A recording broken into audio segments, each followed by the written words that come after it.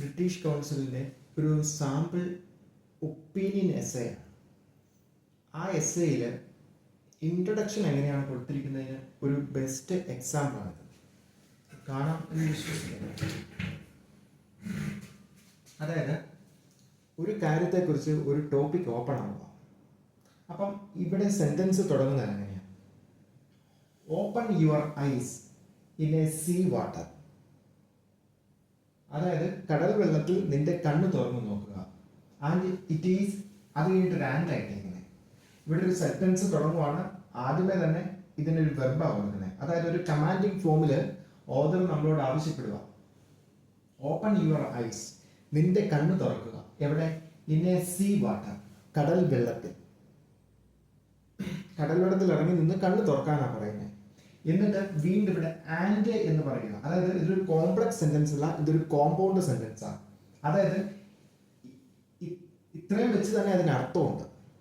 അപ്പം വീണ്ടും അടുത്ത സെന്റൻസ് ഇതേ അർത്ഥം, ഇതേ പോസിറ്റീവ് അർത്ഥം വരുന്ന, കോൺട്രഡിക്റ്റ് ചെയ്യാത്ത ഇതുപോലെ തന്നെ വേറൊരു കാര്യവും കൂടി, എല്ലാവർക്കും അറിയാവുന്ന ഒരു കാര്യം കൂടി ഓതർ പറയുക. സമാന സെന്റൻസുകളാണ് രണ്ടും.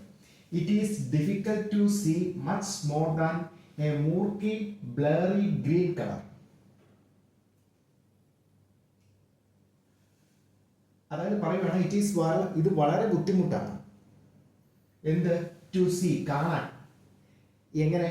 Much more than a murky blurry green colour. അതായത് മൂർക്കി എന്ന് പറഞ്ഞാൽ ഡാർക്ക്, ഒരു കറുത്ത, അല്ലെങ്കിൽ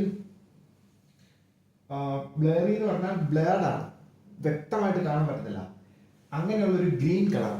അങ്ങനെ ഒരു ഗ്രീൻ കളറിനേക്കാൾ കൂടുതലായിട്ട് നമുക്ക് കാണാൻ വളരെ ബുദ്ധിമുട്ടാണ്. അതായത് എല്ലാവർക്കും മനസ്സിലാവുന്ന ഒരു രണ്ട് സെന്റൻസുകളാണ് ഇവിടെ ആൻഡ് ഇട്ട് പറഞ്ഞേക്കുന്നത്. ഇവിടെ എന്തായാലും അയാൾ ഒരു ടോപ്പിക് ഓപ്പൺ ചെയ്യുക, ഒരു സിറ്റുവേഷൻ പറഞ്ഞു തരിക. ഒരു സിറ്റുവേഷനെ നമ്മൾ ഇമാജിൻ ചെയ്യാൻ പറയുക. ഈ സിറ്റുവേഷനിലൂടെ പുള്ളി എന്തിനെ കുറിച്ചാണോ പറയുന്നതെന്നോ എങ്ങനെയാണോ പറയാൻ പോകുന്നതെന്നോ ഒന്നും ആശയമില്ല. പുള്ളി ഒരു സിറ്റുവേഷൻ ക്രിയേറ്റ് ചെയ്തേക്കുക, ഒരവസ്ഥ നമുക്ക് പറഞ്ഞ് മനസ്സിലാക്കുക.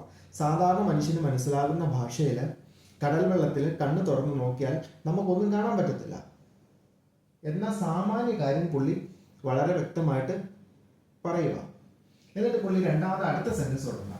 സൗണ്ട് ടു, സൗണ്ടും അങ്ങനെ തന്നെയാണ്. എങ്ങനെയാണ്? സൗണ്ട് ടു ആർ ഗ്രാബിൾഡ്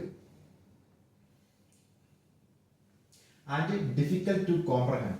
അതായത് സൗണ്ടും അൺക്ലിയർ ആണ്. അതായത് നമ്മൾ കടൽ വെള്ളത്തിൽ ഇറങ്ങി നിന്ന് സംസാരിച്ചു കഴിഞ്ഞാൽ നമുക്ക് സൗണ്ട്, ഒരാൾ സംസാരിക്കുന്നത് മറ്റൊരാൾ കേൾക്കാൻ പറ്റത്തില്ല, അൺക്ലിയർ ആണ്. ഗ്രാബിൾഡ് എന്ന് പറഞ്ഞാൽ. എന്നിട്ട് ഡിഫിക്കൽട്ട് ടു കോംപ്രഹെൻഡ്, അതായത് അയാൾ പറയുന്നത് എന്താണെന്ന് മറ്റേ ആൾക്ക് മനസ്സിലാകത്തുമില്ല. അതായത് പുള്ളി രണ്ട് സിറ്റുവേഷനുകൾ ഇവിടെ പറഞ്ഞേക്കുക. അതായത് കണ്ണ് കാഴ്ചയിലൂടെയും സൗണ്ടിലൂടെയും കടലിന്റെ അടിയിൽ വെച്ച് മനുഷ്യനെ ഒന്നും കാണാനോ സംസാരിക്കാനോ മനസ്സിലാകത്തില്ല എന്ന് പറയുന്ന ഒരു സിറ്റുവേഷനെ പുള്ളി വളരെ വ്യക്തമായിട്ട് ഈ ഓതർ ഇൻട്രൊഡ്യൂസ് ചെയ്യുക. അപ്പോഴും പുള്ളിയുടെ ടോപ്പിക് എന്താണെന്ന് പുള്ളി പറഞ്ഞിട്ടില്ല. എന്നിട്ട് നമ്മൾ ആ സിറ്റുവേഷനെ കുറിച്ച് തന്നെയാണ്, അതിന്റെ ആ സിറ്റുവേഷൻ ഉണ്ടാകുന്ന എല്ലാ പ്രശ്നങ്ങളും പുള്ളി ഇവിടെ അക്കയിട്ട് നിരത്തുക. Without a specialised equipment. അതായത് ഒരു പ്രത്യേക എക്യുപ്മെന്റുകളൊന്നും മനുഷ്യന്റെ കയ്യിൽ ഇല്ലെങ്കിൽ, അങ്ങനെ ഉപയോഗിക്കാൻ പറ്റുന്നില്ലെങ്കിൽ, human would be lost in these deep sea habits. അതായത് ഇവിടെ കുറച്ച് കാര്യങ്ങൾ ശ്രദ്ധിക്കാനുണ്ട്. വിത്തൗട്ട് എ സ്പെഷ്യലൈസ്ഡ് എക്യുപ്മെന്റ്, അതായത് ഒരു പ്രത്യേക എക്യുപ്മെന്റ്സ് കയ്യിലില്ലെങ്കിൽ ഹ്യൂമൻ, അതായത് മനുഷ്യന് കടലിന്റെ അടിയിൽ ലോസ്റ്റ് ആയി പോകും. അതായത് അവന് ഒരു ഗുണവുമില്ല. അവന് ഈ പ്രത്യേക എക്യുപ്മെന്റ് ഒന്നും മനുഷ്യന് കിട്ടുന്നില്ല എങ്കിൽ മനുഷ്യന് ഈ കടലിന്റെ അടിയിൽ വുഡ് ബി ലോസ്റ്റ് എന്ന് പറഞ്ഞാൽ ഒരു ഇമാജിനറി സിറ്റുവേഷനാണ്. എന്ന് വെച്ചാൽ കടലിന്റെ അടിയിൽ മനുഷ്യൻ അങ്ങനെ പോയി ഈ എക്യുപ്മെന്റ്സ് ഒന്നും ഇല്ലാതെ നിന്നാൽ മനുഷ്യന് ഒരു കാര്യവും ഒരു ഗുണവും ഇല്ല എന്നാണ് പറയുന്നത്. കാരണം അവന് അതിജീവിക്കാനേ പറ്റാത്ത ഒരു സാഹചര്യം ആണ് അവിടെ എന്നാ പറയുന്നത്. എവിടെ? ഇൻ ദിസ് എന്നല്ല പറഞ്ഞത്, ദീസ് ആണ്. എന്താ പറഞ്ഞത്? ഹാബിറ്റേറ്റ്സ് എന്നാ പറയുന്നത്. അതായത് കടലിന്റെ അടിയിലുള്ള ആവാസ വ്യവസ്ഥകളിൽ. ഇതിനു വേണ്ടിയിട്ടല്ല, ഇതൊക്കെ കടലിന്റെ അടിയിലുള്ള ആവാസ വ്യവസ്ഥകളിൽ ഈ മനുഷ്യന് ജീവിക്കാൻ ബുദ്ധിമുട്ടായിരിക്കും എന്ന ഒരു ഇമാജിനറി സങ്കല്പം എന്ന് വെച്ചാൽ പുള്ളി പറയുക, ഒരു സിറ്റുവേഷൻ പറയുക മുന്നോട്ട്, അങ്ങനെ ബുദ്ധിമുട്ടായിരിക്കും. എന്നിട്ട് പുള്ളി അടുത്തൊരു ക്വസ്റ്റ്യൻ പോലെ ഈ സെന്റൻസിനോട് ചേർത്ത് വെച്ചേക്കുക. സോ ഹൗ, എങ്ങനെ, do fish make it seem so easy. അതായത് ഇത്രയും ബുദ്ധിമുട്ടുണ്ട്, മനുഷ്യന് എക്യുപ്മെന്റ്സുകളൊന്നും ഇല്ലാതെ മനുഷ്യൻ അവിടെ ചിന്തിക്കാൻ പോലും പറ്റത്തില്ല. മനുഷ്യൻ പൂർണ്ണമായിട്ട് അവിടെ പരാജയമായിരിക്കും, കാരണം ഇത്ര എക്യുപ്മെന്റ്സ് ഒന്നും ഇല്ലെങ്കിൽ. അപ്പം so how do fish make it seem so easily. Fish, അതായത് മത്സ്യങ്ങൾ അങ്ങനെയാണെങ്കിൽ എങ്ങനെയാണ് കടലിൻ്റെ അടിയിൽ ഈ പ്രതിസന്ധികളെ, സൗണ്ടോ ശബ്ദമോ ഒന്നും പോകാത്ത ഈ പ്രതിസന്ധികളെ അതിജീവിച്ച് ജീവിക്കുന്നത്? അപ്പം നമ്മൾ ഓർക്കും മത്സ്യങ്ങളെ കുറിച്ചായി പുള്ളി പറയാൻ തുടങ്ങുന്നതാണ്. മത്സ്യങ്ങളെ കുറിച്ചല്ല പറയുന്നത്, മത്സ്യങ്ങളുമായിട്ട് ബന്ധപ്പെട്ട ഒരു കാര്യത്തെക്കുറിച്ചാണ് പറയുന്നത്. അതായത് പുള്ളിയുടെ ടോപ്പിക് എന്ന് പറയുന്നത് മത്സ്യങ്ങളെ സംബന്ധിക്കുന്ന ഒരു കാര്യമാണ് പുള്ളി പറയാൻ പോകുന്നത്. അപ്പൊ മത്സ്യങ്ങളെ കുറിച്ച് മാത്രമാണോ? ഇല്ല, കടലിന്റെ അടിയിൽ ജീവിക്കുന്ന ജീവജാലങ്ങളെ കുറിച്ചാണ് പുള്ളി ഇതിനകത്ത് പറയാൻ പോകുന്നത്. അപ്പൊ പുള്ളി ആ ക്വസ്റ്റ്യൻ പുള്ളി തന്നെ ചോദിച്ചിരുന്നു. So how do fish make it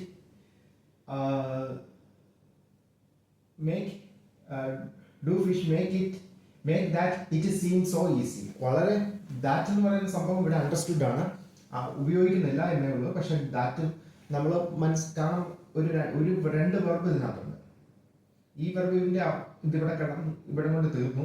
അടുത്തതൊരു ഇങ്ങനെയും എഴുതുന്ന ഒരു സെന്റൻസ് ആണ്, നല്ല ഗ്രാമാറ്റിക്കൽ ലാംഗ്വേജിൽ എഴുതിയേക്കുന്ന ഒരു സ്ട്രക്ചറാണ്.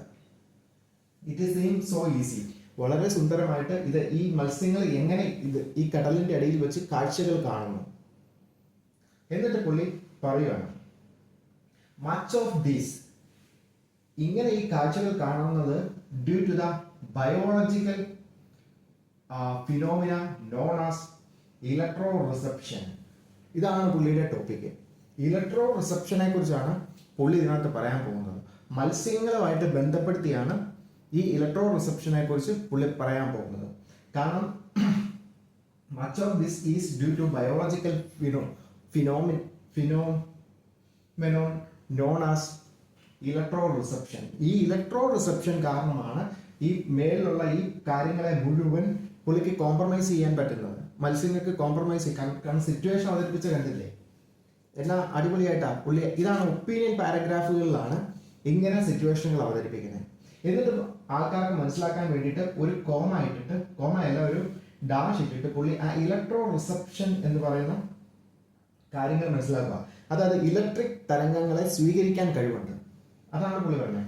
അതെന്താണ്? The ability to perceive. അതായത് ഒരു കഴിവാണ്. എന്തിനുള്ള കഴിവ്? കാര്യങ്ങളെ മനസ്സിലാക്കാനുള്ള കഴിവ്.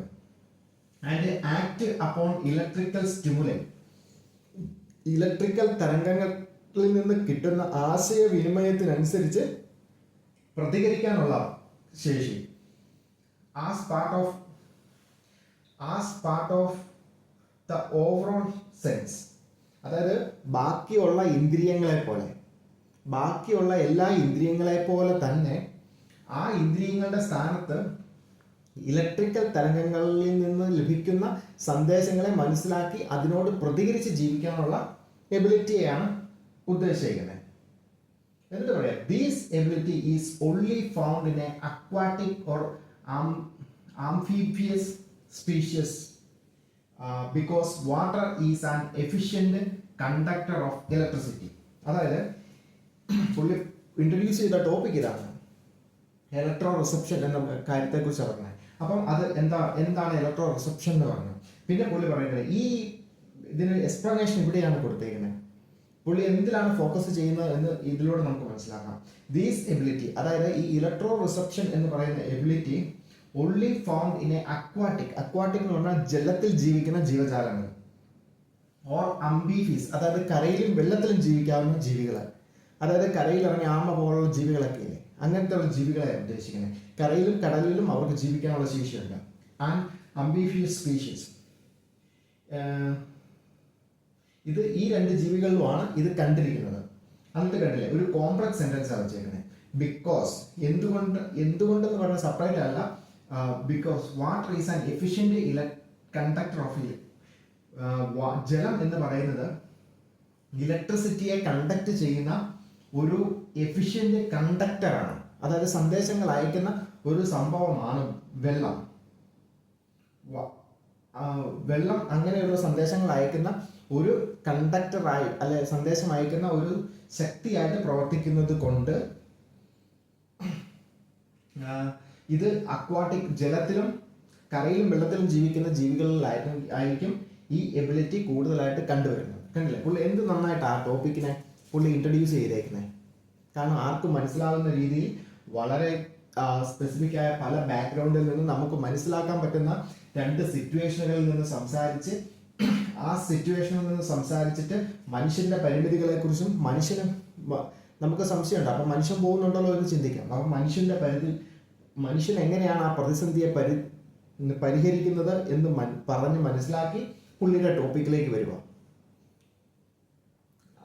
ഇതിൽ എന്താണ് പുള്ളി ഇലക്ട്രോ റിസപ്ഷൻ എന്ന് പറയുന്ന ഒരു ഐഡിയോളജിനെ കുറിച്ച് പുള്ളി എല്ലാ വശത്തു നിന്നും ചിന്തിക്കാൻ പോവുക. ഇതാണ് ഒരു നല്ല ഇൻട്രൊഡക്ഷൻ എന്ന് പറയുന്നത്. ബ്രിട്ടീഷ് കൗൺസിലിന്റെ IDPയിലെ ഒരു ഇൻട്രൊഡക്ഷൻ ആണ്. Okay, thank you. ഒരു ഇൻട്രൊഡക്ഷൻ ചെയ്യുന്ന നല്ലൊരു പാരഗ്രാഫിന്റെ ഒരു എസ്സേയുടെ ഫോക്കസ് ആയതുകൊണ്ട് വളരെ വ്യക്തമായിട്ട് എല്ലാം ഇതിലുള്ളത് കൊണ്ട് പറഞ്ഞതാണ്. Okay, thank you.